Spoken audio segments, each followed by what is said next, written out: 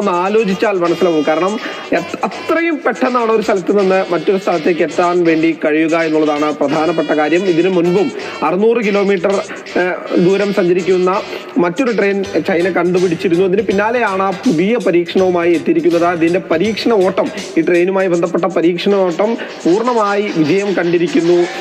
അടുത്തു തന്നെ ഇതിൽ യാത്രായോഗ്യമാക്കി മാറ്റും എന്നുള്ളതാണ് നമുക്ക് ലഭിക്കുന്ന പുറത്തു വരുന്ന റിപ്പോർട്ടുകളൊക്കെ സൂചിപ്പിക്കുന്ന ഒരു പ്രധാനപ്പെട്ട കാര്യം. എന്തായാലും 2 മുതൽ, അതായത് 5 മുതൽ 10 വരെയുള്ള ബോഗികളാണ് ഈ ട്രെയിനിൽ ഉണ്ടാവുക എന്നുള്ളതാണ് നിലവിൽ ലഭിക്കുന്ന വിവരം. ഇതിലൊരു പ്രധാന ഘടന എന്ന് പറയുന്നത് ടയറുകൾ പരമ്പരാഗത രീതിയെ അല്ല ഇതിൽ ഉപയോഗിച്ചിരിക്കുന്നത്, കാന്തം ഉപയോഗിച്ചാണ് ഈ ട്രെയിൻ സഞ്ചരിക്കുക എന്നുള്ളത്. അതുകൊണ്ട് തന്നെ കരയിൽ ഏറ്റവും കൂടുതൽ വേഗതയിൽ സഞ്ചരിക്കുന്ന ഒരു വാഹനം എന്ന് നമുക്ക് ഇതിനെ കണക്കാക്കപ്പെടേണ്ടി വരും. ആ ഒരു റെക്കോർഡ് കൂടി ഈ വാഹനത്തിന്, ഈ ട്രെയിനിനുണ്ട് എന്നുള്ളതാണ് പ്രധാനപ്പെട്ട കാര്യം. എന്തായാലും ചൈനയിൽ അത്ഭുതങ്ങൾ നടക്കുകയാണ്. വീണ്ടും